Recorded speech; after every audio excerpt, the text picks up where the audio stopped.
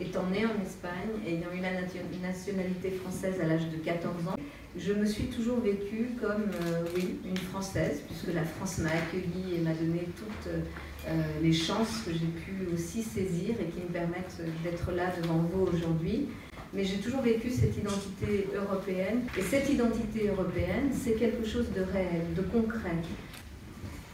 C'est cela aussi l'Europe. De formidables événements qui sont aussi de formidables émotions.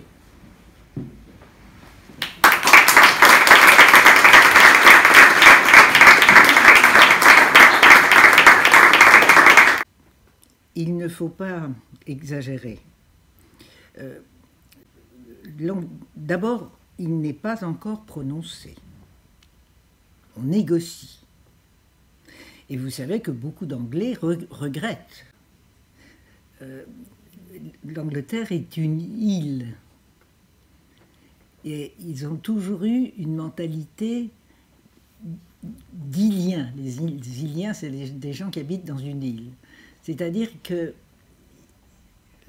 tout ce qui n'est pas dans l'île est un étranger un peu suspect. Quand l'Angleterre est entrée dans la communauté, en 1973, déjà à ce moment-là, elle disait « je rentre, mais je rentre parce que je veux bien rentrer, mais je garderai ma spécificité ». Et c'est ce qu'ils font en ce moment.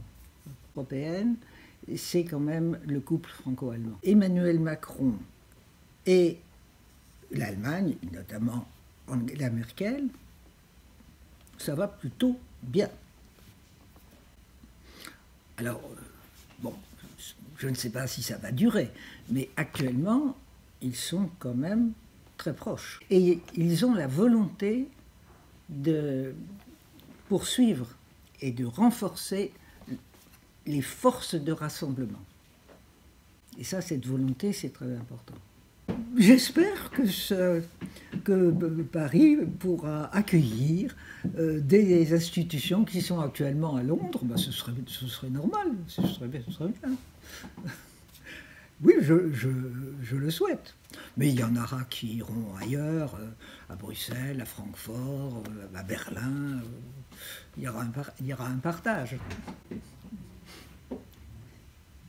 Mais je dois dire que